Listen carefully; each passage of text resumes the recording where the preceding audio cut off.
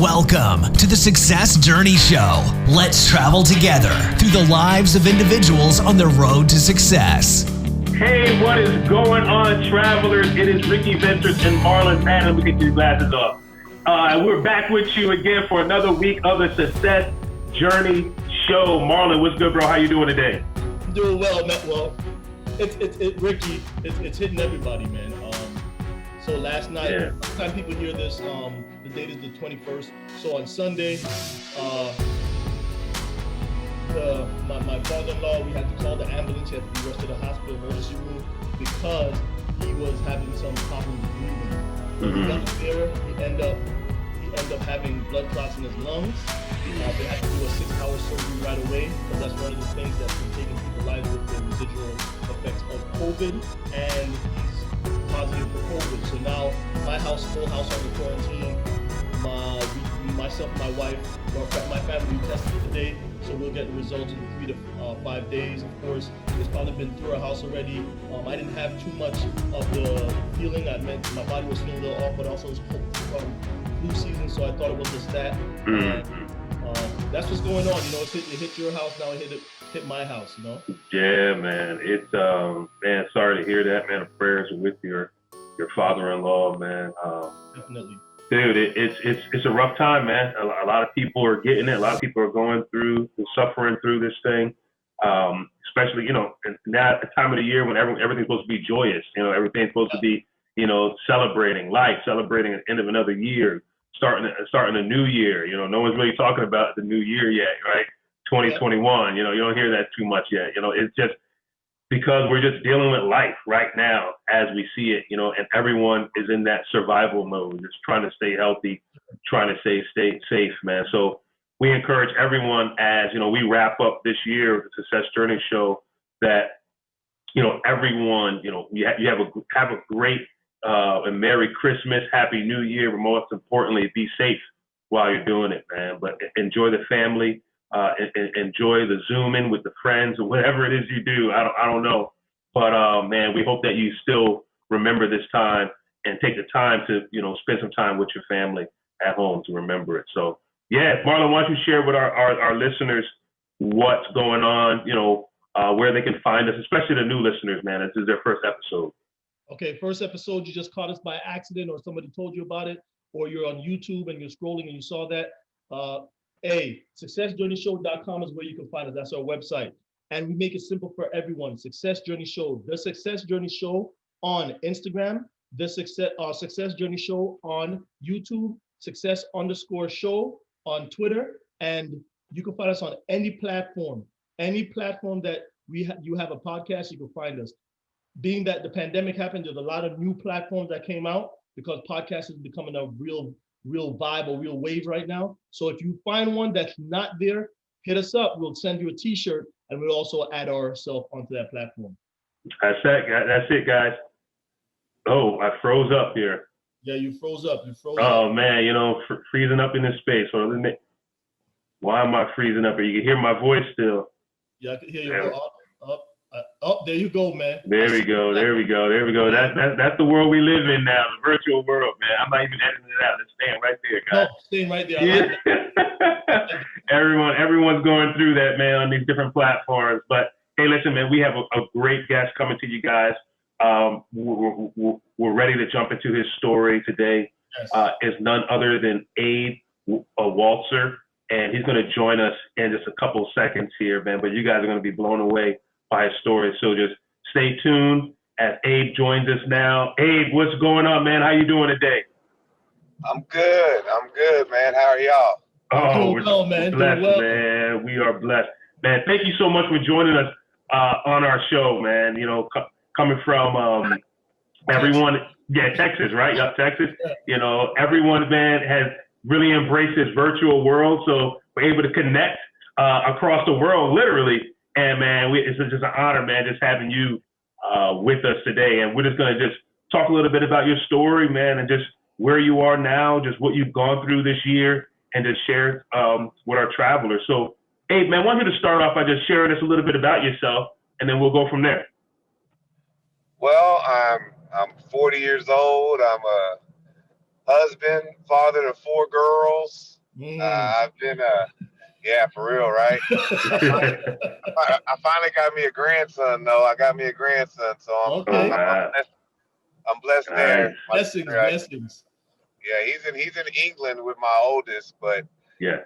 we got a boy, and she even named him after me, so I'm good now. I'm Oh, fulfilled, man. wow. Love it. Love it. I'm fulfilled. But yeah, I did 6 years in the Air Force out here in Abilene at Dyess Air Force Base. I was a systems journeyman. I worked electronics on the C-130 aircraft.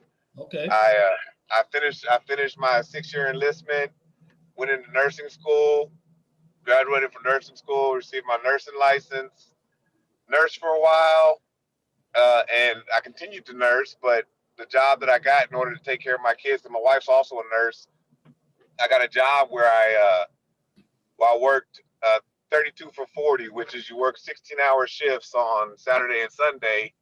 You work 32 hours, get paid for 40. So I was off Monday through Friday. Wow. Taking care of my kids, I was always in the gym, man. And just my personality, always helping people. I eventually got a license. Idle time, you got a whole week to try to do something. I couldn't just sit there. Yeah. So I got my trainer's license, and then organically it just evolved into me opening a gym and carrying on from there. I'm at my this is actually my 4th location, not 4th business, but I've moved up. My business has gone through some changes. I started with a smaller personal training studio, Mm-hmm. moved to a terrible location because it was a bigger building, and didn't stay there too long. Then I ended up buying out a Gold's Gym. Oh, wow. And that's where I learned that bigger is not always better. You got more members, but you got more bills and a lot more headaches, man. Oh, yeah. So I kept the Gold's Gym. I ended up dropping the franchise after the first year, and then we changed the name to Icon Fitness. And I went through all the legal steps.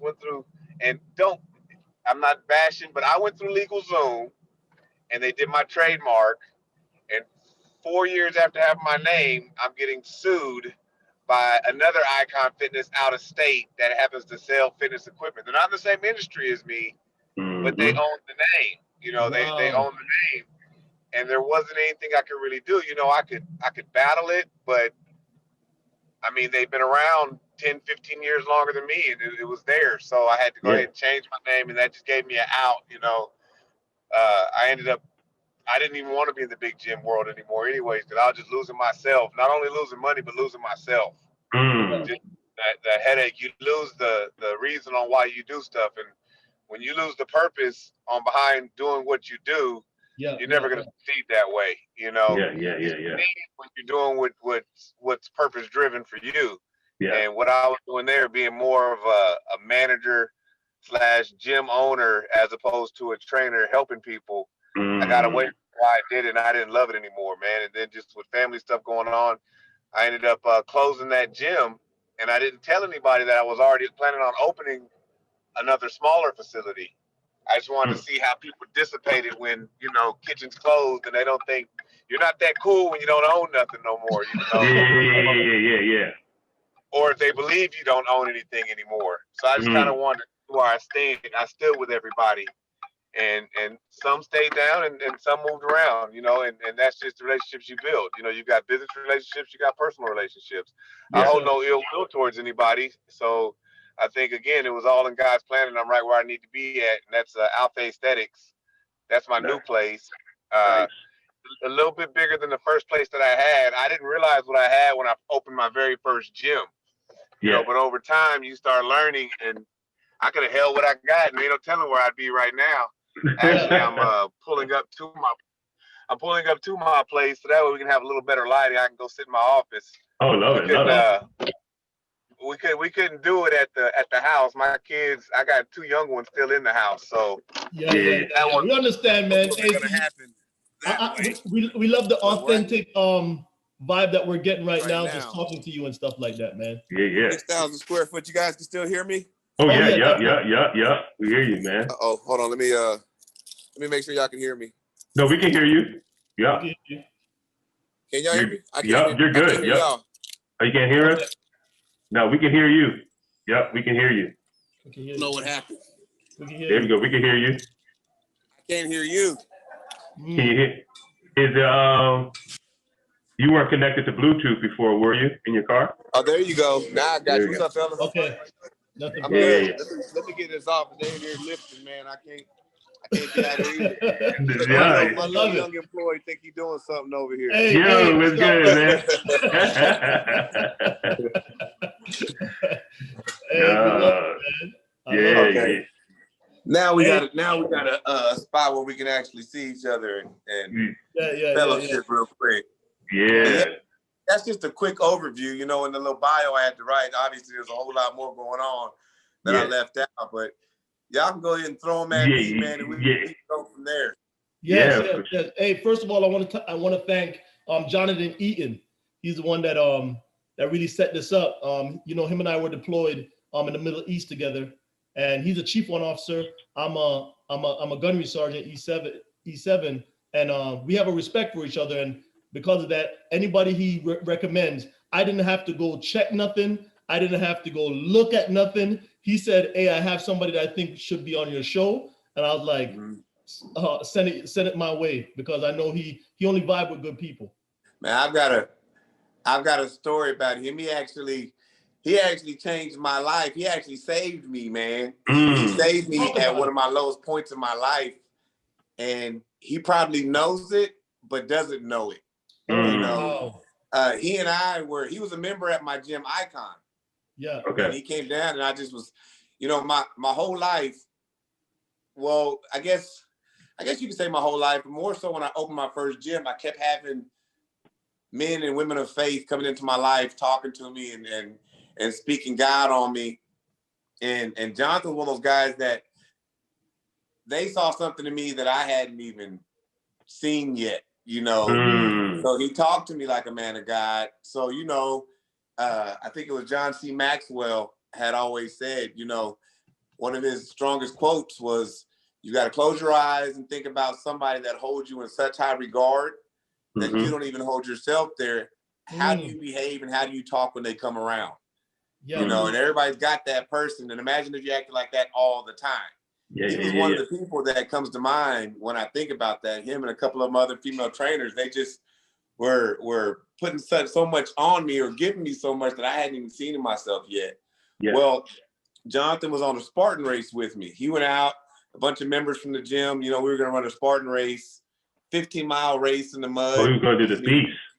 Yeah, we were doing the beast, man. We were doing the beast. Yep. And it was me and probably 10 members in a hotel room. Jonathan wasn't there yet. He came in the morning. Well, that night I had I was getting these phone calls from my buddy in DC.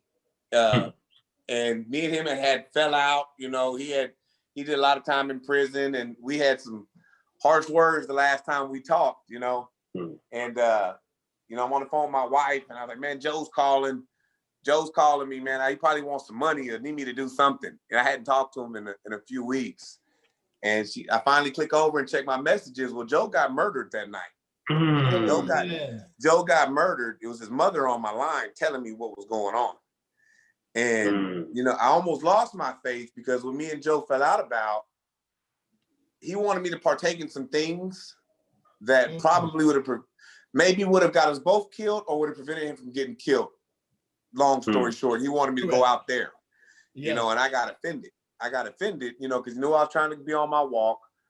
I've been taking care of you all the time you're in prison because I stayed out the way. And now you're asking me to jump into the mix of some mess that I don't have any business being in, Yeah. So we didn't speak. Well, come to find out, he did get murdered by the people he told me that were going to do it. And now, mind you, I'm in a hotel room with a bunch of members, and I'm hysterical. So I go out to my car. I'm talking to my wife, and I'm talking to his mama, and it was storming that night. All night, it's storming, it's pouring. So I sleep in my truck because I don't want to. My members love me, but if you've never been in that situation, there's nothing you can tell me right now. So I'm not even, and especially the crowd that I'm around, they're not even used to that type of thing. So I'm trying to stay away from them. And I'm the driver for a lot of them, so I couldn't leave. So the next morning we get up, and you know the trail was bad. It was they should have canceled the race, they didn't. And all my members ended up taking off on me, man. Everybody left me except one guy, OJ, one of my trainers, and Jonathan. Yeah. You know, he was there. So we're gonna start our race together. You know, granted, I've been up all night. I'm not feeling it. You know, I'm in my head because I feel like I could have prevented him from that happening. Yeah. The last things I said to him were seriously harsh. You know, that's why I don't do that anymore. If we're gonna hang up, we're not gonna hang up on bad terms. Yeah. Because you never know. You never know. Yeah. Well, every time before we start a race, and this is where it started. Jonathan, he started coming. His insights came when I really saw who he was. You know, we're in the pit. They start 250 racers at one time. Now, my group, we always pray before a race. Anybody want to join in? You're more than welcome. Well, Jonathan starts praying, and the whole damn pit is praying. Never seen that. Wow. I've ran so many races, and I've never seen that before. You know, to this day. You know, 3-4 years later, I've still never seen it. So I said, okay, we're praying. I said, he's got some power. He's a Marine. You know, they see that coming up off of him. So he knows how to control the group. So we get to running, and I really, again, I don't want to be there. But Jonathan took it off of me and our job on this whole race as we're running through. If people are down, they're cramping, or they're having a hard time, he's stopping. He's got me, which I had never done before, putting hands on people, praying, and they're accepting it. You know, and it's crazy because it's a race. You've got thousands of people that don't even know each other. You don't know what their faith, what their beliefs are. You don't know them from anywhere. Yeah, and he's just doing that. And then at one point we were up in this wooded area, and he stopped and he started praying over this lady. And you look up. Now, mind you, this is a race, but everybody stopped. Everybody stopped and started praying with us. Yeah, it's a race, man. Like, you're not supposed to stop. People don't stop. You know, people peeing on themselves, but we got a whole group of people stopping and praying. So that's what we did the whole time. He caught a cramp, had me pray over him, and he's not a faker, so I watched the cramp. He just showed me a whole lot, you know, that day, and it stuck with me forever. And partly in me becoming a believer was watching him work. You know, he saw God in me the whole time, but you know, we're human, we're man. Exactly. Yeah. We don't see the same in ourselves, or maybe his job was to pull it up out of me, man. So that's my story with him. That's why I'll always be indebted to him. I don't even think I've ever even explained that to him. I've told a lot of people that story. You know, when they ask me about my walk, or you know, when I found God, and he always plays an integral role. And he's a Marine. My dad was a Marine for 23 years, so he's a tough guy. Yeah. But yet a very godlike man. So power comes in all forms, you know. And, and we both know, you know him, so he's a strong person. He's physically fit. But the power that comes off of a man is crazy. What a person can do. Man, but so anyway, my story about him. Now y'all can fire any other people. Hey man, I mean, I'm blown away by your story so far, man. It's like you just going with it, and so much just power just coming out of the things that you're saying. And travelers, I'm hoping you're catching this. As you see, this is not scripted. You know, this is just Abe, his life. And as you're talking, I'm just hearing. I picked up a lot of different things, man, as you explained so far in your life. Just that service type of mindset or just character that you had. You know, served in the military, went and then became a nurse. You have 4 daughters, you know, that's service right there all the way around, you know what I mean? You know, then you opening up a gym, doing training and things of that nature. Like, you know, when you signed up in the Navy, in the Air Force, when you got in there, like, man, like, did you see this? Like, did you see this trajectory? Like, what was your plan, you know, going in day one? When I joined the military? Yeah. You want 100% honesty? Yeah. Yes, sir. 100% honesty, man. And my dad has passed, so he'll hear this anyway. I was on the wrong track in life, man. Mm-hmm. I was in Kansas City, Missouri with my cousins and doing drugs. Mm-hmm. And I know y'all seen Friday, man. Yeah. When he hit that PCP with them guys in that car. Yeah. I thought I knew what I was doing. So I was like, I can hit it. Well, I hit it and I was out of there I was gone, you know. So I got hooked on that drug for a little bit. I was 18, 19. And I was now a single dad because I was in Kansas City. My parents were helping me raise my first daughter by myself. I come home and I'm high as a kite. And my dad just looks at me like, what are you going to do with yourself? You know, like, what is your plan? Like, you kill yourself, what are you doing? And on a whim, I said, man, I'm going to the military. Never even thought about it. Yes. I'm going to the military, Daddy. Man, he was so elated. His face lit up so much. I went down there the next day to the Air Force recruiter. Like literally the next day. Wow. I was like, man, I'm not ready to go in. You know, you can see it on me. It ain't hard to see that I'm not ready, you know, to be in. Let's take this practice ASVAB. Let's get me on the right track. And, you know, when I get cleaned up, we'll take all the tests. And from that moment, from that conversation I had with my dad when I was zooted and booted and told him, I just want to make my dad proud. And he was so happy. I hadn't seen that look on his face. He's like, I'm going through with it. You know? Yeah. I just did it. And my life changed forever, man. Wow. I wasn't in fitness back then. Oh, you know, wow. I wasn't in fitness. I got into boot camp. You know, one, I got clean. I was clean, obviously. Yeah. And then I started being around. I started seeing other black guys. You know, in my neighborhoods, I grew up military, but soon as my dad got out when I was 14, we went back to Texas and we're in the hood. And I was a baseball player initially, and I go to the hood, everybody like, man, baseball, we don't play baseball. We play basketball or football. Black folks don't play baseball. And I probably could have did something because I went to Little League World Championships and all, but you know, I succumbed to peer pressure. Like, I was 100 and heck, I graduated high school at 130. So I probably was in the 100, like 100, maybe 105. So I was too little for football. Yeah. So I played basketball. And I told, and it was the funniest thing because we moved back to Kerrville, Texas.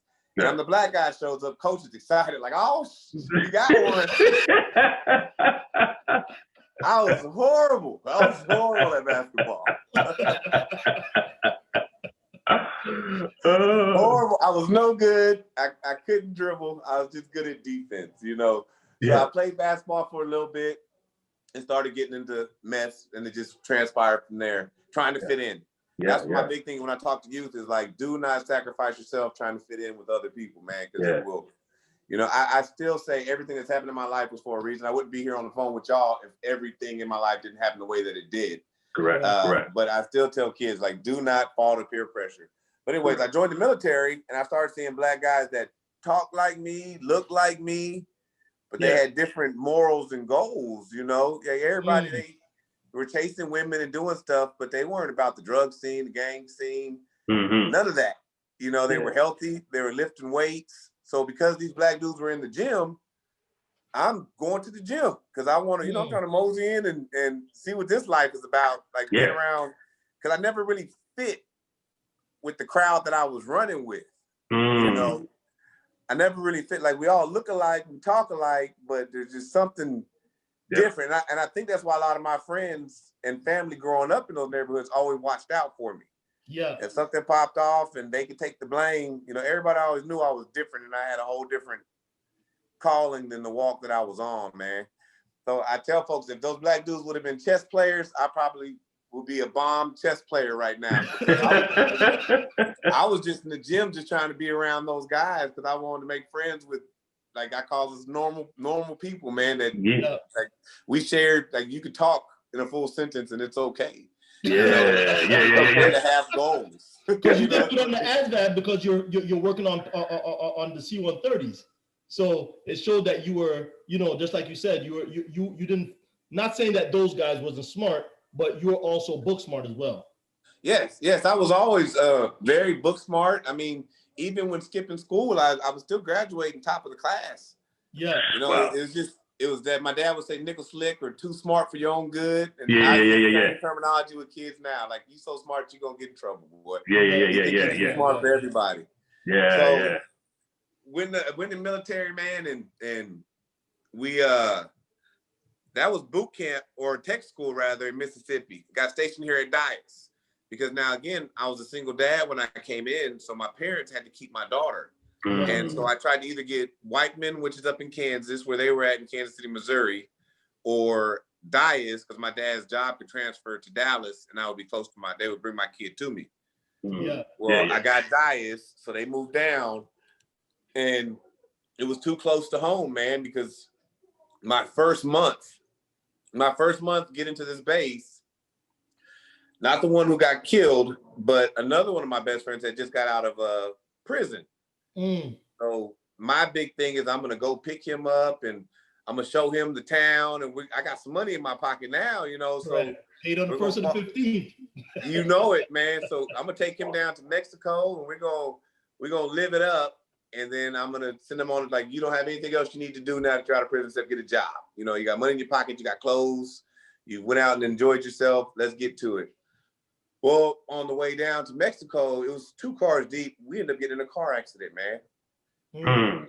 A car accident that, now granted, we were drinking, but the guy that I picked up from jail, he actually caused the accident, man. Grabbed the steering wheel playing and made us wreck. And when we wrecked, one of our good friends happened to die in the accident. Wow. Man. Now, so when the police come, they ask me what happened.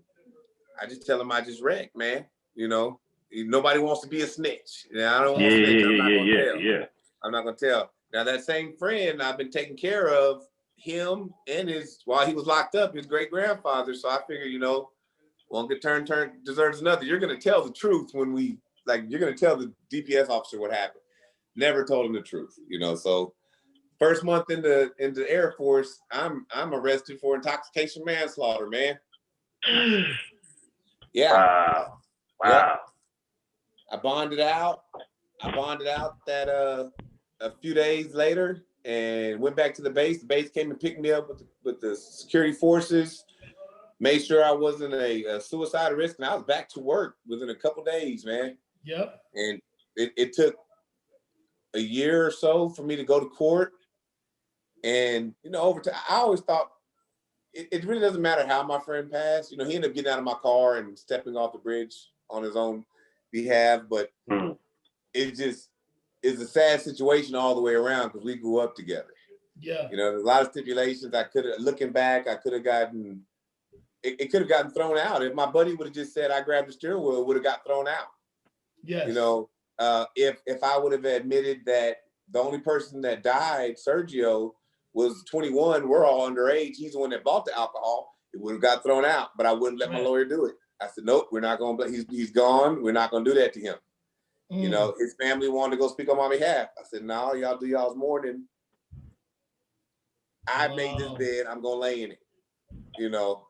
So you go through your self-loathing phase and self-destruction phase. And finally I realized, like, man, you got a daughter. You need to man up and take care of the situation. Yeah, Sergio's gone, but you're still here and you're still a dad. So I never missed a day of work, man, for all the court and seeing my lawyer. And when it came down to it, I ended up getting convicted, although the attorney general felt like I was wrongfully convicted. Okay. But in my head, you know, we were going to court. At the end of the day, I'm at fault. You know, I'm at fault because we were drinking and driving. That's that. You know, so I didn't really fight it. Now, the grown up, looking back, I wouldn't tell somebody to take the same route as me. Yeah. You know, as far as you need to fight your case, and we don't know the ramifications of felonies on our record and all. We didn't know that back then. Correct. But even with my conviction, intoxication manslaughter, and in the mean, I'm walking around with a leg monitor on. They didn't make me do jail time. I'm still serving in the Air Force. Like literally. What year was that? That was in 2000. Yeah.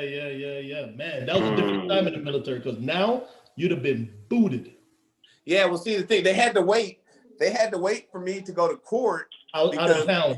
Yep. No double jeopardy. You get to pick either civilian or you get to pick military. Yep. And I picked civilian, so they had to wait on it. Well, in that time, I picked up airman of the quarter, maintenance professional of the quarter. Okay. I mean, I was still doing my job. Yeah, so they're seeing that there's potential and that you're not that kind of guy that you're. Yeah. And then they knew exactly what, I mean, they knew black and white would happen, but it's regardless, you know how the military is, a charge is a charge. If you got to go, you got to go. Correct. Well, after I got convicted, I had to go see the board in the military to see if I was going to get to stay in. Yep. And, you know, I had a lot of colonels and higher ups speaking on my behalf and my performance and my off-base activities and stuff that I was doing. And I wasn't doing anything for kudos. It was just somebody lost their life, man. You can't make it be in vain. So either I continue on the same path and he died for nothing, or I become somebody else and let him live through me and my accolades and what I do. So I just kept, and again, I'm a dad, so I really don't have a choice. Yeah. But to keep pushing forward, no matter what you're throwing, whatever's thrown at you, you still got to you got to man up. Doing it, yeah. You can't self-loathe all this time. You can have 5 minutes and then you're done. It's Yeah. time to get back on the ball. Well, they were asking me why, when they came to me and asked me why I should stay in, you know, I said, the whole time I've been in the military waiting to go to court, you know, they were trying to give me 20 years. Yeah, the DA, you know that's how to become a judge. The DA tries to give you much time as possible. So he was pushing for 20 years. And I said, sir, I never missed one day of work. You know, I've got guys ready to kill themselves behind their government travel card because their wife was cheating. Yes. I'm looking at 20 years and I'm at work every day doing my job. Performing, exactly. So last time I checked, this was the military. We go to war. Do you want the man crying about his wife? Or do you want the dude that put his outside stuff to the side and took care of business while he was at work? Great and they really couldn't argue it, man. I got to finish my enlistment. I did my whole 6 years. I got an honorable discharge. Now, they wouldn't let me rank up, but, I mean, I get it. Yeah. I get it. Everybody knew how long I had been in there, but if you're an airman, you're an airman. No matter if you've been in 15 years and you're an airman, if you got a sergeant talking to you, you gotta act accordingly. Correct. You know, so I did my 6, got out, went to nursing school. And that's where me and my wife reconnected. We reconnected in nursing school. Now, what pushed you to go to nursing school? Well, I always wanted to be a nurse. Okay. I always wanted to be a nurse. People in the military make fun of me. They're like, what are you gonna do? I said, well, when I get out, I'm gonna go to nursing school. Oh, that's you know, I don't know how to talk like that no more. But that's gay, you know. Yeah. I said this show is being around nothing but women with good jobs is the gayest thing I can do. Bunch of weird suckers, I tell you what. My wife's a nurse. So if being on the flight line covered in oil, eating dirty sandwiches with a bunch of boys is the heterosexual thing to do, I'm gonna go the other way.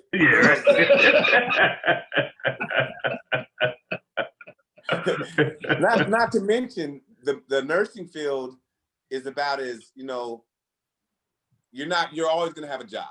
You're always gonna have a job. Correct. And with Sergio's passing, I can't say I've just been compelled. I can't say I sat down and said, Sergio, I'm going to do this for you, but I've always lived with intent, you know, with intention. Like, I'm doing this. This is where this direction. And back then I wouldn't even say God's making me do it because I didn't talk like that. Yeah. I'm streamlining. I got to know what I'm doing. And this is where I'm going, man. And that's why I went through it. I was kind of chasing my wife too because we had to date on Hey, man, thank God. You got to hug her, man. That's good. That's good, man. You commit. Let me get babe. I think I'm gonna need some help with my homework. You know. There you go. These body diagrams. I think we can draw on each other. Right. Let's take this off the pages. I had to sneak in on her like that. We did the nursing, and even with nursing, you know, I had to. After I finished nursing school, they tell me, well, we don't know if we're going to be able to give you a license because of your felony. Yeah. Now, by this time, I had completed my probation.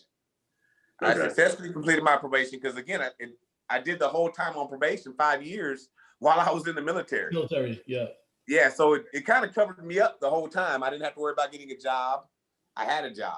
Yeah. So I couldn't go many places, so I was making extra money. You don't want to work weekend duty? Give me $50. I'll go work it.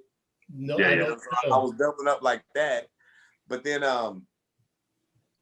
with nursing, they said, well, you're going to have to go down to the board to see if they'll allow you to get your license with your felony. damn, oh, that's what y'all meant by doing that discovery paperwork before you start school. Like, I'll wait. So I went off to school on a whim. Luckily, they listened to me, and they let me get my license. Oh, wow. Now, just because you get your license doesn't mean you can get a job. Correct. Now I'm going to places, and they're like, "Oh, we would love to hire you, man, but we can't." Door closed. So I got a job at a nursing home out in a small country town, and they took care of me, and I learned a lot. But smaller towns, being in the military, there's a structured way of doing things. Correct. And when you're seeing things that aren't going the way that they're supposed to, that's something to say. Either you try to fix them or you get out the way. And because I wasn't in a position to fix them, I just had to leave. Went and worked at my wife was a charge nurse at the hospital up here, and they finagled me through human resources, and I got a hookup from another person that went ahead and let me get a job. So I was working there at the hospital with them, where I was no longer Abe, I was Cheryl's husband. Oh yeah, that's Cheryl. I didn't have a name. That's Cheryl's husband. I'd like to say it wasn't my ego. Part of it was my ego. Like, man, I'm tired of being Cheryl's husband, man.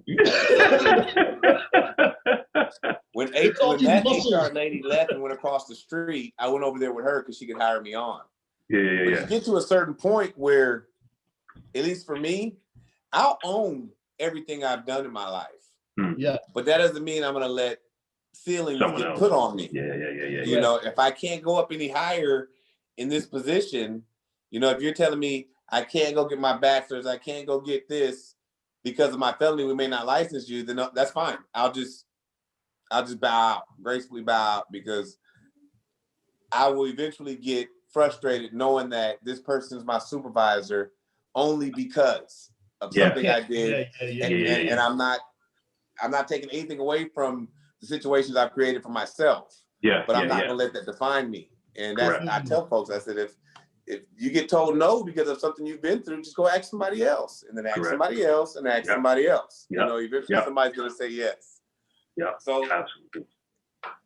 When I started personal training on the side, it just evolved, man. I started training, at the time I couldn't afford a personal trainer. They're expensive. So my clientele was wealthy people. I went out to this Albany, Texas. It's probably a population of maybe 1,300, maybe 2,000 people, but it's the third richest city in Texas per capita. Like all oil money, tons of oil money. And I didn't know that. I just kind of looked at it like a country town that I was doing my nursing in, where everybody was pretty much poor. So when people started lining up for training back to back, 13 hours straight, people paying me, you're like, damn, these people, they spend all their money on this. I said, and somebody said, oh, you have no idea where you're at, do you? Enlighten me, man. On a whim again. Damn, I said, I had no idea. I should have charged more. And that's one I said, never undersell yourself, because you'll regret it later, because all these millionaires locked in at the cheapest damn rate in the world, man. And they don't renegotiate the contract. That's not gonna happen. So, but what I did get from them, and I think that's what impressed me, was I want to know how you did what you did. Just like the brothers I was meeting that were normal per se. Yeah. I'm around these people that I'm not used to. Well, how'd you get there? What did you do? What did you do? And then you start wanting and seeing different things. When you're the highest in your group of people, you're never going to go any higher. Correct. That's why I'm a firm believer, and you've got to be leveling up with people. And it's not even a financial thing. I've got guys that I could have to help pay for stuff every week, but on a spiritual level, they lift me up. On a man-to-man level, they lift me up, so we can be in the same circle. Correct. We both help each other. I love that concept. So being around them, I was just picking up stuff, and it opened my eyes up to do more and more and more. And that's when I opened my first gym. And I opened it, just because you're a trainer doesn't make you a business owner. You know? Talk about Gosh, it. I was terrible, man. Oh man. Like don't know nothing about taxes, don't know nothing about Nothing. payroll, budgets, nothing. I just know I'm a badass trainer and I'm gonna fill this place up and everybody likes me, you know. So we had the people there, but through unprofessionalism, you know, and not keeping hold of your taxes right, you get into trouble. Mm-hmm. And finally I took on a partner who I thought would be a help. He was a doctor, and that just made things worse. Oh, you know, man. doctors do not pay their damn bills. I tell you what. and what made it bad, I was warned by the company that was selling us some of the equipment.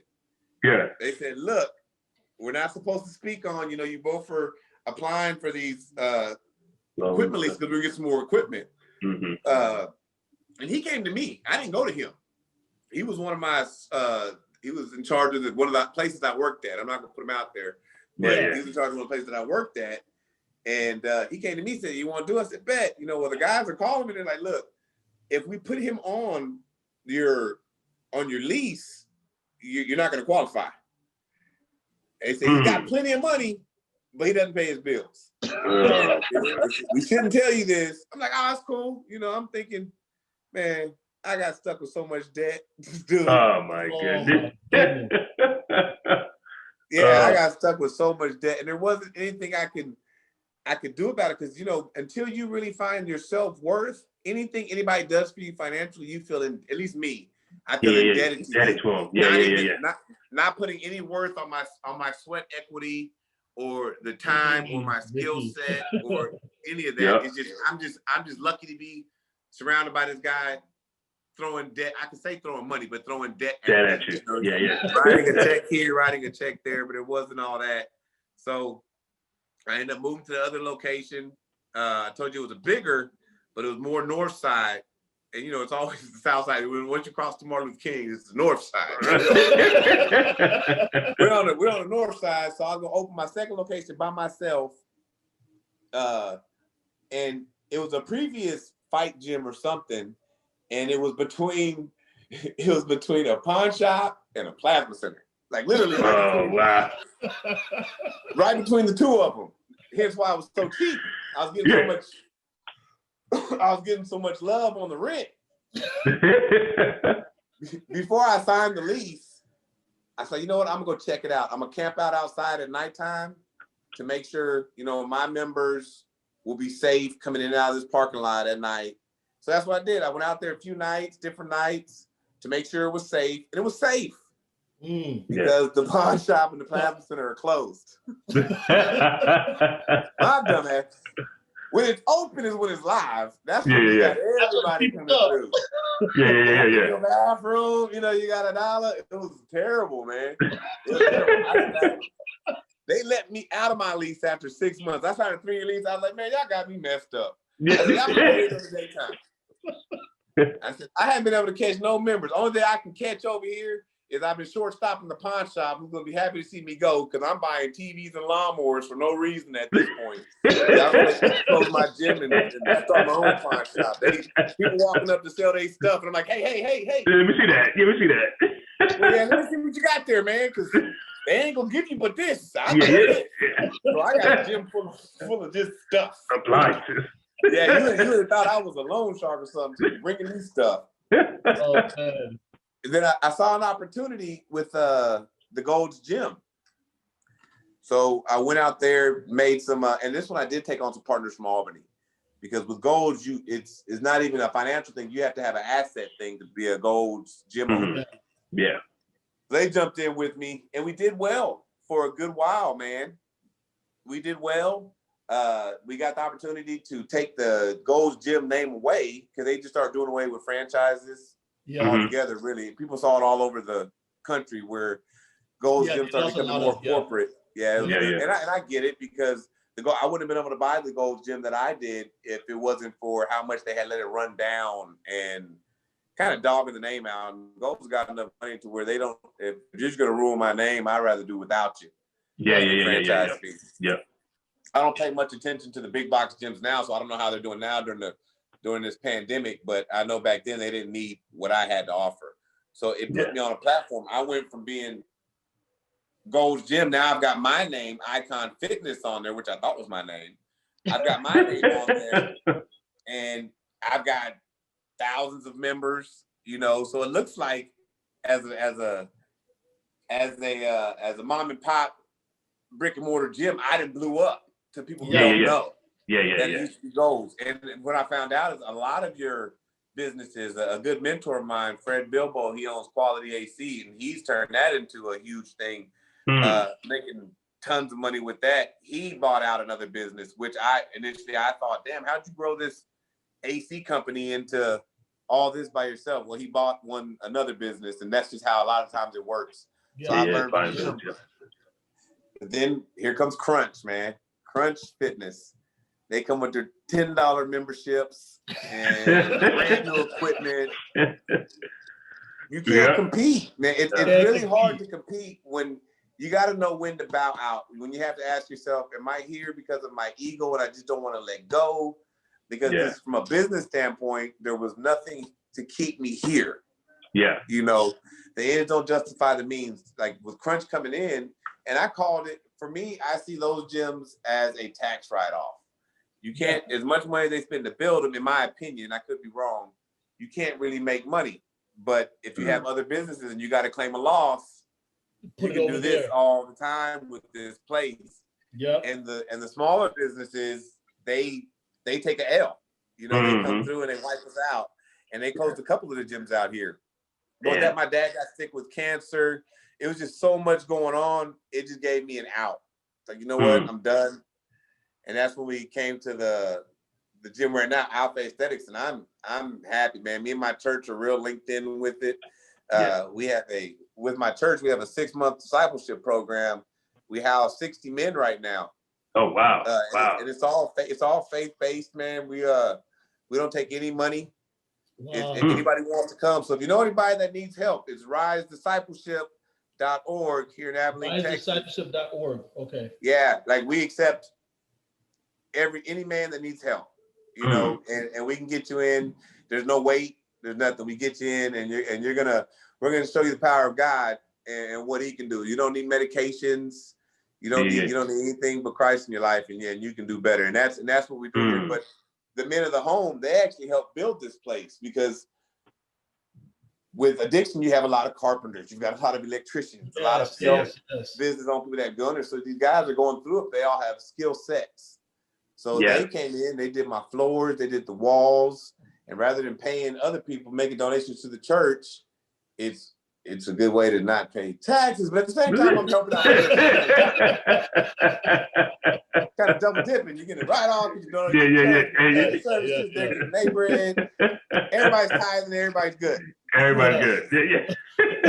Everybody's good, man. But and that's I can go on and on about. I mean, everybody tells me I should write a book, but when it's your life, you should. When it's your life, you just kind of roll with the punches, man. Yeah. And it evolves with you. Yeah. When I was in nursing school, I almost gave up just because my wife, she didn't get up. When I was in nursing school, we had, in 2 months in my family, there was 11 murders, man. I had to keep leaving school and going back and forth. And I never would really talk about it. I'm not a person that, a lot of people that are going to hear this around here that know me don't know most of the stuff I'm telling y'all, because I just don't hide it, but I don't want that to define me. I don't need it to define me. I tell my guys that are clean and sober, you've been clean and sober for 5-7 years. That's awesome, man. If you feel like telling your story to somebody that needs to hear it, do it. Yeah. But do not use where you've been as a crutch. Yeah. Don't use it as a crutch.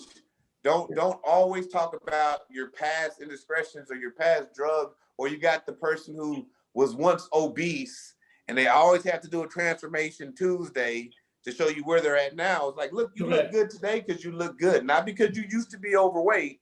But you look good today because you look good. Quit using your past. No, you're doing good because you're a stand-up young man. You take care of your family. You work every day, no matter what you're making. You don't have to tell people that you've got this felony or you had this addiction or you've been through this unless you feel like it's gonna help. Yeah. I don't like living out of the past. I want you to love me for me or respect me for me or dislike me for who I am, because I'm gonna give you the same thing all the time. Yeah. I don't believe in using our shortcomings as crutches, man. That's just not that's no way to move forward. Yeah, absolutely. We thank you for sharing the story, because I'm gonna tell you, if you notice, we didn't ask any questions because I'm gonna tell you, I'm captivated with the whole story, because you have your life transition, and in every transition you still had opposition, but like you said, you didn't let it define you. So you took that and even brought yourself to a higher plane. Now, I know it takes a lot of discipline to do a lot of stuff you did. You even skipped about how you competed. Oh yeah, I just competed I just competed last weekend. Oh, Yeah, I did a bodybuilding show 2 days ago. What's today? Monday? Yeah, it's Monday. I did another show Saturday. Oh wow. Yeah, I got second, and you should be happy about second, but it ain't first. Yeah, right. Yeah. There was like 8. This was a huge show. There was like 800 bodybuilders there. In my division, we had like 15 in one and 8 or 9 in another, and I got second in both. But I got second the show before.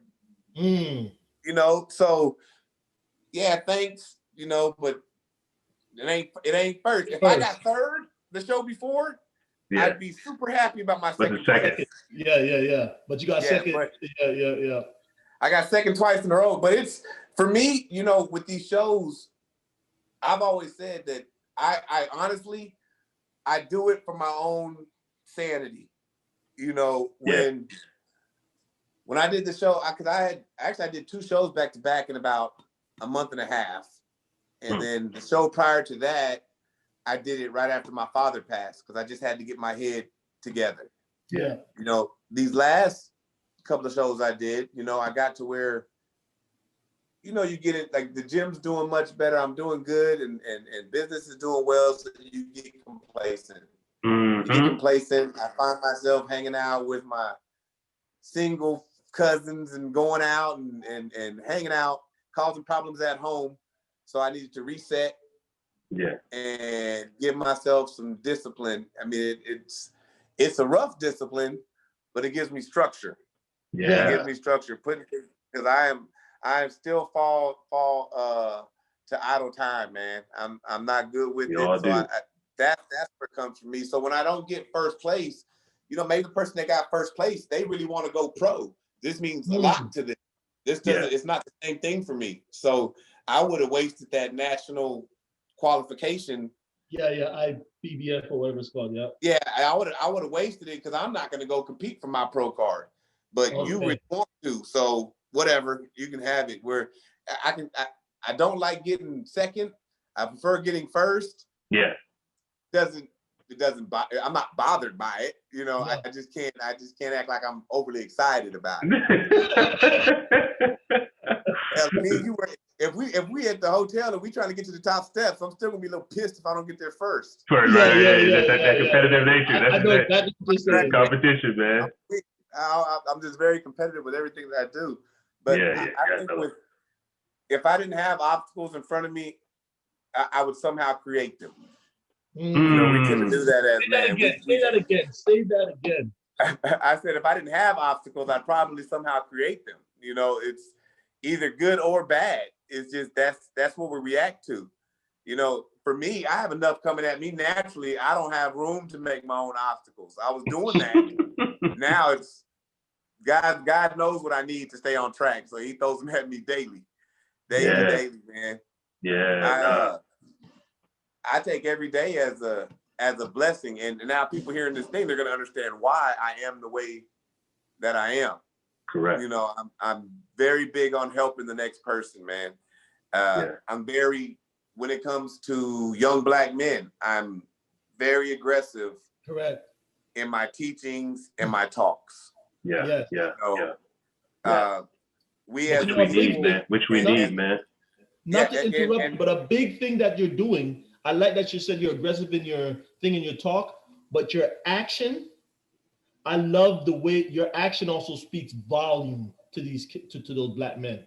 Yeah. Oh yeah, yeah, and that's what I tell them. I'm gonna get on you, but I'm not just gonna get on you. We're gonna sit down and figure out a way to overcome whatever it is that you're our going. problem is. Yeah. You know, I got to give you some kind of solutions or lead you in the right direction of solutions. I can't just keep telling you you're this, you're that, you're that, you're that, because being on the other side, I know that some of the upbringing that you're getting, you don't even realize that you're on the wrong side of the fence. Yeah. You know, you don't even realize because you've been raised like that all your life. Mm-hmm. So Mm-hmm. you don't even know that the opportunity is there. Heck, all the way down to me just being around these more affluent people. I never thought about taking my wife out of country or going to Italy or going to Spain, which we haven't been there yet, but it's within our grasp because we don't even think in the realm of we can go to Italy or Spain cheaper than we can go to South Beach, Miami and waste a bunch of money.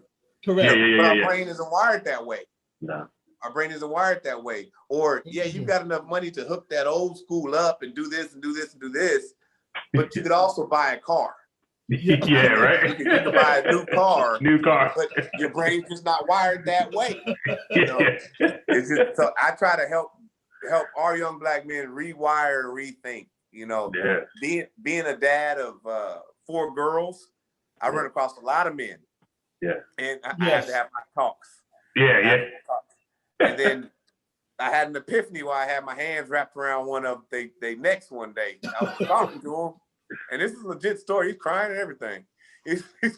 I said, boy, and before I lost my temper, which I had already lost my temper because I had my hands on him, I said, who's at your house? What do you mean? My mom and my sister. I said, well, what's up with you and your dad? He said, well, he lives in Louisiana. You know, we don't really talk. I said, so everything I'm getting on to you about, you don't even get it. Like I'm getting on to you over things that you don't even understand. Like I'm getting on to you for not standing up when you shake my hand. I'm getting on to you for coming in my house and not sticking out the man of the house and coming to say hello to me. Yeah. You know, I'm getting on to you about things that we at our age group, hopefully this is just common knowledge. Common knowledge, yeah, exactly. This is respect. So for me, not even thinking about a man who doesn't have another person, because it could be a grandfather, it could be anybody, showing them how to do that. Correct. I take it as disrespect. Because if I stay on my butt when I shake your hand, I'm purposely disrespecting you. Yeah. I'll at least try to rise or say, correct. Go into motion. Do something. You know. Do something. So now I when I had that, now I really talk to these young men because a lot of them is not their fault. Yeah, it's not their fault. We were having the same conversation last week, our last episode, and you know, so how do you think as a community? Because you know, I tell people they try to put a lot on us on the Black community, and we're not far removed from a lot of the problems that we had. So how do you see us as a community? And I know you're doing it, but just so everybody could hear it, how do you think us as a community can move that needle from where we are, especially with our Black men right now, to a more positive place? Self-accountability and more fathers in the home. That's our problem. Like, yes, I've had my and people when they hear me talk about it, I'm gonna run out here and try to grab a charger for my phone. When people hear me talk about it, they again, because I don't talk about where I've been or what I've gone through, they think, oh, you must have had a silver spoon, or you must have had this, or you must have had that. Like, nah, man, I was raised by a man who gave me self-accountability. Yeah. So that's the only difference between me and you. So I believe we as a community are the only ones that can fix our community. Yeah. You know, depending on somebody to come save us or to bail us out, that's short-lived, man. That doesn't last long. Yeah. That doesn't last long. You can only a handout only goes so far. So we have to stand up and take accountability for the things that we've done and grow from that. And helping each other. Stopping with the crab in the bucket syndrome, man. Correct. Yep. That small town that I was in when I learned the history. What's up, guys? How y'all doing? That small town I was in that I learned how they grew. They were all helping each other. Everybody helped each other. Everybody lifted each other up. If this person did good and got better, he helped out that person who in turn paid it forward to somebody else. Yeah. So nowadays, when I help somebody and how can I repay? Like, just do it for somebody else, man. Yeah. Help somebody else. And it could be as simple as, I know you see those commercials walking by, and if I just greet somebody for no reason and say hello, chances are they're going to do the same thing to somebody else down the road. They're Correct. They know how You set the tone. Yeah. It's so as a community, I think we just need to just do better and not just point fingers at the younger guys, actually try to teach them, and definitely stop pointing fingers at the other races. Yes. Let's take care of ourselves, there's always going to be a race issue, but so what? Yeah. So it's what it always has been. There always has been. What it is, man. Yeah. Around, I'm going to always be a convicted felon, but I'm still going to make my moves and do what I got to do to live life. You know? So you're black. Guess what? There's certain things that you shouldn't do that the next man can probably get away with, such as life. Yes. Deal with it. Yep. Deal with it and move forward. Yep. Self accountability. I love that. We've been preaching that. Rick and I have been preaching that self accountability, and then just like you said, and I could equate what you're saying about the father in the house is so they can educate and teach. So we need to get that education out there, such as yourself. How do you start a business? How do you LLC, taxes? School ain't gonna teach you all that. How do you? When is it good to level up your business? Just because you have an opportunity to buy a bigger space, do you need a bigger space? So those things in the Black community, when it comes to business, I don't think, because bigger space means more, you're doing better. Yeah, that's not exactly right. Bigger car means you're doing better. Bigger rims. Yeah. Bigger everything. Bigger house. Bigger all that. Yep. Correct. Correct. Man, that's what people need to get. It's not always there. It's all about the bottom dollar and where are you making more money. You know, and as far as us as a culture, that goes back to, I've always told them, I said, man, we just cannot get past these whips and chains, you know?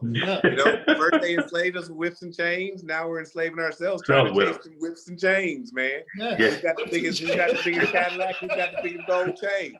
It still enslaves us all, brother. And we got to get away from that. You know, there's nothing wrong with having it, but don't let it enslave you, man. Exactly. Don't let that be the reason you do what you do. You know, you gotta, everything needs to be calculated. I was watching a podcast. I think it was Joe Rogan and it slipped my mind. Tesla. What's his name? Elon Musk. Elon Musk. Yeah. And he says a lot of cool stuff. He's a really smart guy. But what caught me the most was that before he answered every question, he took a minute. And when asked why he did that, he said, so nothing I say can be misunderstood or misrepeated. You know, everything I say is exactly what I mean. Because a lot of times I even fall victim to, I'll talk and what I'm trying to get across doesn't come across. Or somebody can take my words and they can skew it into something totally different. You know, but he takes his time and makes sure what comes out of his mouth is exactly what he wants you to hear. Like, damn, okay, I'm gonna take that mental gem and put it in my head and remember to do that. Yeah. I can't say I always do it, but I think about it. Right. That's a start. I'm still Black, and you know when that voice gets high pitched and they start making us go crazy. I'm known to word vomit, man. It'll come out there. Rick, I don't know if you have talk about just being a father to 4 females in this area, and to 4 daughters in this era, where there's a lot of things that's glorifying over sexualizing of the thing, and you can combat it all you want, but there's something. How do you approach that? Because I have 2. Ricky, you have 3 boys. I have 2 girls and 2 boys. So he don't understand our plight right now. He's gonna cause his boys are gonna cause us some problems. For me, it's all in how you raise your kids. You know, I can try to shield them from the music. They're gonna hear it anyway. You know, they know what's right and what's wrong. And growing up, it was one of the things that I was seeing was, you know, me growing up, I just thought everything was normal. You know, seeing people do this, seeing people do that, hearing, you know, I grew up listening to Eddie Murphy Raw on road trips and Delirious and Richard Pryor. So I knew if I dropped the F-bomb, everybody laughs. You know, I didn't catch it. But nowadays it's gotten so bad. You know, they're going after our women now. When I say they, I just mean society as a whole. Yeah. Because it went from you are accepted and you are cool if you sell drugs and you gangbang. Yeah. You know, and we followed suit. Now it's okay to strip and hook and be nasty. Yes. And you get to interview the next president over everybody else. Woo! Which was totally freaking ridiculous in my book. Yes. That was distasteful and insulting to every person who professional journalism female that there was. That was just the most disrespectful thing in the world. There you go. You know, so to glamorize that, people as a whole, and I'm not gonna say any political party or anybody in general, but society as a whole are set up for that, to let you know they're set up for the downfall of not just Black or just society as a whole. Yeah. You know, our society as a whole is going to crap. We're not the only ones catching it. You know, everybody's catching it. Correct. You know, you got little white girls singing the WAP, and you got little, you know, it's everything. Heck, it might not even be cool to marry a girl no more. I mean, it's different out there. Yes, it's different. Yeah, it's very different. So for my girls, I can only teach them, you know, one, you got to keep them in church. Mm-hmm. And it also helps to have a strong woman around them. Just like having a strong man around young boys, you got to have a strong woman around them. And I've learned, hell, I've tested the waters, and I know I got a strong wife because I just went through hell. And she's still here. She's still here. So that's what my daughters are learning. They also know that you don't got to put up with everything. Mm-hmm. There comes a certain time where you don't have to put it, whether it's your dad, like you don't have to put up with everything. And my wife has instilled that in them. So it's what you teach at home. We can only be responsible for our household. Now me, because God's given me a platform, I feel like I have a duty to reach out and talk to other people. For every blessing that you get, you're supposed to pass on blessings to other people. Correct. You can't just take goodwill as I'm just a lucky person, or I'm just, no. You're giving that for a reason. You're giving that a reason. This gym, I'm giving this gym as a platform. Yeah, my skill set is getting people physically fit and training, but I think this is just my platform to reach out to people, because inside of a gym, you've got a lot of broken people that are coming to get fixed. You know, and you have a lot of power when dealing with those people. You know, and it's what you do with that power. You've got broken women, you've got broken men, and you can lead them in the right or you can lead them in the wrong. You know, and just like my barber, I tell him, you know, he's been a mentor of mine for 20 years without even knowing it. But as I get older and I'm looking at him, like, man, you've been a mentor to the whole hood. Like, he's a deacon, and I didn't know. I didn't know till 10 years in that he was a deacon. Man, you didn't let me come in here and talk all kind of left, and you ain't told me nothing. But we are given platforms for a reason, and as long as you use your platform in the way that you're supposed to, you're going to prosper. You absolutely. And you'll see some of these pastors out there that are making a lot of money. People look at it one way, and it can be looked at. It depends on the person, but sometimes when you're doing good work, good things come to you, man. Yeah. You know, if you're using your good fortune to give other people blessings, then you're good. You're good. You're gonna always get blessed. Yeah. You know, but you can't do it looking for the backdoor blessing. Yeah, exactly. Yeah. That's what you're supposed to do. Correct. You know, and I'm big on people doing what they're supposed to do. My girls know what they're supposed to do. When my father passed and I spoke at his funeral, I said, you know, I would like to thank everybody for showing up, and I appreciate it, but I'm not gonna pat you on the back for doing what you're supposed to do. Your ass is supposed to be here. Because my dad was a good man and he passed. And he didn't just go to funerals. He went to high school graduations. He went to the fun stuff too. So because I'm sure he's helped the majority of y'all in this room, that's why you're here. So I appreciate you driving from Cali all the way to Texas.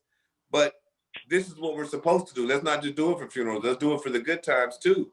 Correct. You know, let's just act like we love each other, not just on bad days. If you do what you're supposed to do. If everybody did what they're supposed to do, this world will be a better place. Yeah, you know, sure, man. When you have a business, if you do what you're supposed to do, your business will prosper. Correct. Don't squander. And I know I go off on tangents, man. Y'all should No, you're good, man. You're hitting right on it, dude. You're hitting right on it. All the stuff that, and I'm I don't know, Rick, I'm going to give you an opportunity because I've been just jumping in here. No, it's good, man. Yeah. It's so intriguing to meet somebody. I never spoke to you before, other than when we talked right before the Zoom to kind of work out the time frame because you're West Coast or Central. As you guys like to call it, third coast, and we're over here on the East Coast. Other than that, I've never spoken to you. The only thing Ricky and I did, we went to your Instagram to kind of get a sense of who you are. And sitting down here and talking to you, I feel like I'm talking to somebody that I've spoken to a long time because of the mindset and because of what you stand for, and I love it. And that's why we're just letting you roll. So wherever you go is wherever you go. We can vibe. But why don't y'all throw some questions at me, man? And I'll actually answer the question directly without going off on a tangent. No, man, you good, man. You let so many nuggets out here, man. I guess one thing, just to, the present situation that we're all in with this whole COVID and all this good stuff, and well, not good stuff, but this whole COVID, how it made an impact on a lot of small businesses over this past year. Just share with our listeners, what you went through on the gym side, and things shutting down and stuff like that. COVID, COVID's definitely not a blessing, but it did open my eyes up. When I closed the Icon and opened this place, we opened up February 15th, and we had to close in March. Oh, good. Now granted, when I opened my first gym, I got complacent. I let my nursing license lapse. I was gonna ask if you're still nursing. Yeah, so after everything I went through, I let my nursing license lapse on me. Well, COVID hit and I just gave it up. I didn't even think about going back. I don't want to go to school. I don't have time for that. I'm a business owner. Well, when COVID hit, they were looking for nurses to come back to work. Yes. I was like, you know what? Let me give this a shot. Let me just see. So actually it was my wife. She jumped on it too. She was like, we're gonna check it out.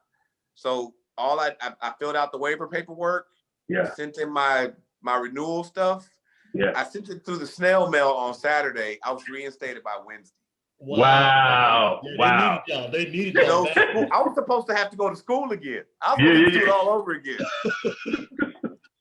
So wow. I went back to nursing. So I'm running this business and I'm a full-time nurse again, man. I'm running whenever we have COVID, I run the COVID unit at my nursing home. And now I'm just a regular charge nurse, man. As far as the gym, it had its impact, but because of the size gym that I opened and I make it more of a private, we haven't had total lockdowns. Gotcha. We had percentages. Okay. And I can maintain that percentage because one person where it equals $10 at a crunch, one person for me can equal anywhere from $85 to $800 a month. So I don't have to have those numbers like everybody else. Gotcha. Now we did have to close for a short period of time. Was I training under the radar a little bit? Yeah, I was. Outside and open. Yeah. Outside and open, 6 feet apart. Yeah. For real. With the lights off. Y'all can work out in the dark. Like literally have people in here working out in the dark, bro. I'm telling you. Like turn them lights off, man. You text somebody when you're leaving. I'm only gonna have 6 people in here at a time. Yeah. 6,000 square foot, 6 people. They can't say nothing. Yeah. But park in the back and go to the back door and keep the lights off. If they come over here, just tell them that you're working on the ceiling grid. Yeah. HVAC system. Clean the filters. I don't want to be DJ Vlad now. I don't want to have them coming. Oh man, look, I'm LinkedIn, man. I'm LinkedIn, so I'm okay. It's just a different mindset when it comes to COVID and business owners. You guys over there really, there's a different mindset from here. Well, it's Texas. Texas, we came at it differently. Outside of Austin, the rest of Texas, we was like, keep us open. Yeah. Keep us open, man. We don't want to close. I totally believe in the seriousness and the severity of COVID. I really believe it. But you also have to come from mindset of my nursing home was in the news for 40 COVID. We had the most COVID cases, and I was in charge of that unit. These people were from 70 to literally 100 years old. Wow. And they all survived. They all survived. Wow. Nobody was on vents. I work around them. I haven't, knock on wood, I get tested twice a week. I haven't caught it. You know, not saying that I'm just not as hot on it as everybody else. Yeah, My wife now, she's at the hospital. We clash every day about it. You know? Yeah. You need to be more careful. You need to worry about these lights, these light bills. I'm not closing, you know. As far as wearing my mask in public, I do wear my mask. I don't make people wear them in here because it's silly. Wear your mask in the gym so you can rub your face and touch the equipment. It doesn't make any sense. It's not really safe. I don't feel like it does anyways. But in public, I do it because that's what they're mandating us to do. Correct. Who am I to sit back and say, you know, when all the riots and everything was going on, who am I to sit back and be like, man, that ain't right. They shouldn't be looting or burning, but I'm gonna walk around without a mask on. Yeah, that's just you can't put levels on what's legal and what's not. You can't can't put my agenda and I can't, you know, and I can be against your agenda. Exactly. I'm gonna say, let's follow the rules. Let's follow the rules. Follow the rules all the way out. Yeah. Let's do it. You know, you can't be biased. That's the problem. That's where we have so much friction. You want to down this group for doing what they do, but you're not walking a straight line. You're walking the line that best suits you.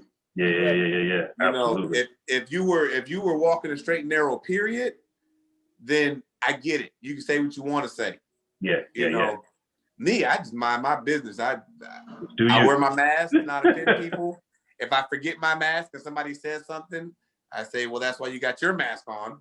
And so you're good. You'll be okay. If you can catch COVID through your mask, because I don't have one on, then why are we wearing masks? That's the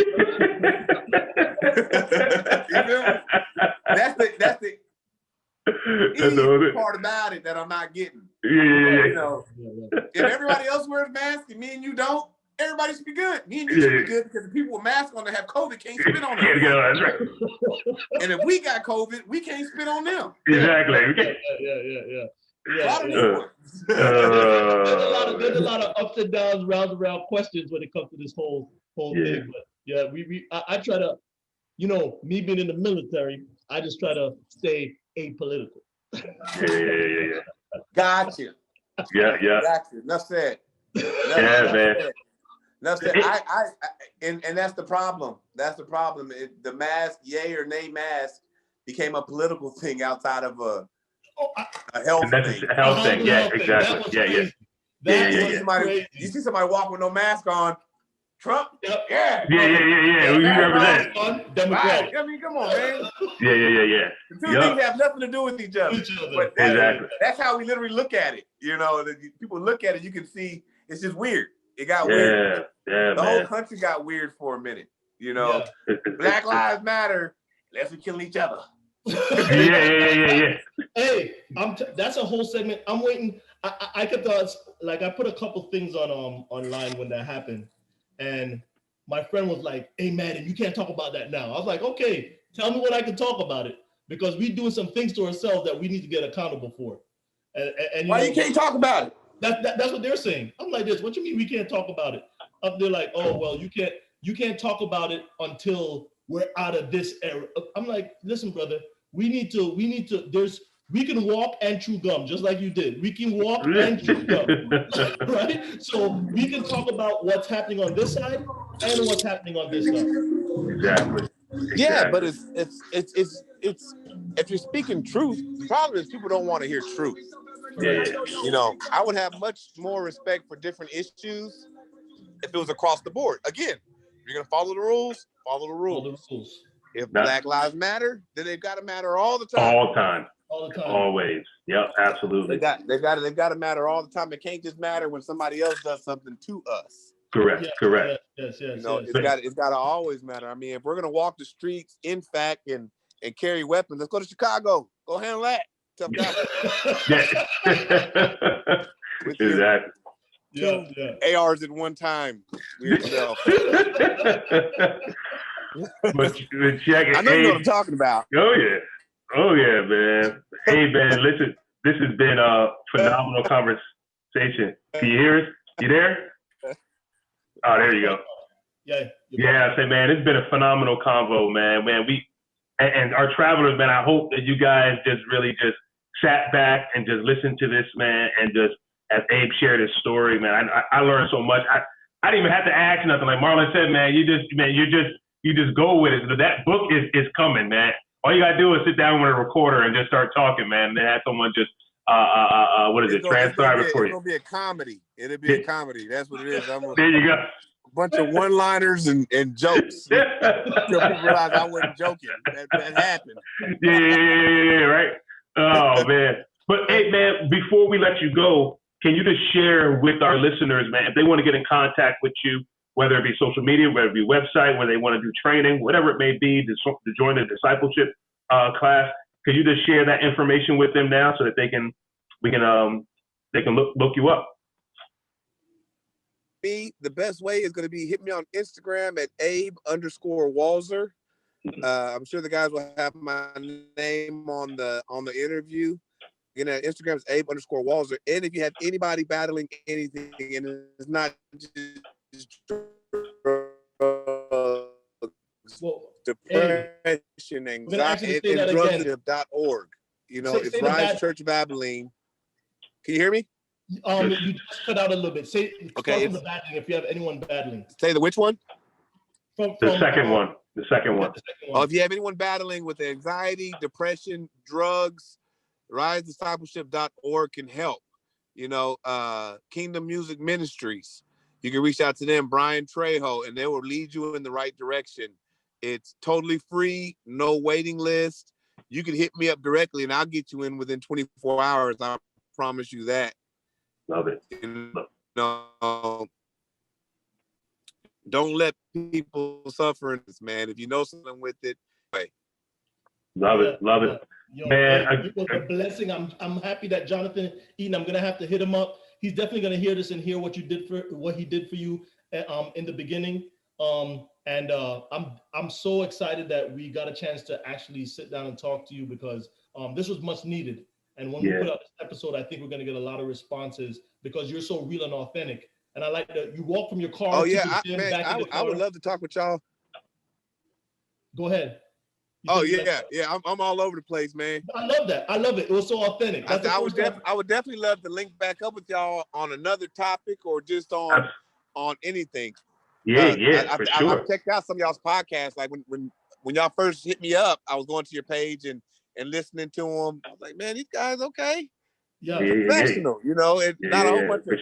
I can deal with that. I'm not going on anybody's podcast where it's a smoke session or something weird like that. Y'all are grown up. I'm having a grown up conversation. Yeah, I'm about to go home to my wife and the two littles that are in the house. So having man conversation is always good too. Yeah. You know? Absolutely. We're gonna have you back. I'm always open to it, fellas. Love it, bro. Hey, travelers, man, thank you for joining us another week, man. Abe, again, thank you so much for joining us as well, being our guest on the show. And travelers, listen, you know where to find us, thesuccessjourneyshow.com.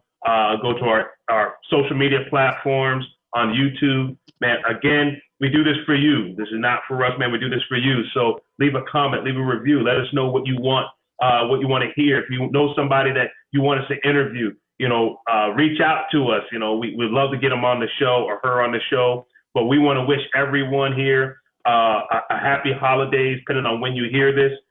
But be safe, enjoy yourself, enjoy your family, and we'll see you next time at the same place on the Success Journey Show. All right, everyone, have a good one. Peace. All right, guys. Peace. Take it easy, guys. You've been listening to the Success Journey Show, where your dreams, drive, determination, and diligence are the foundation to success. For more information, check out thesuccessjourneyshow.com. The Journey Squad is here helping you to your destination.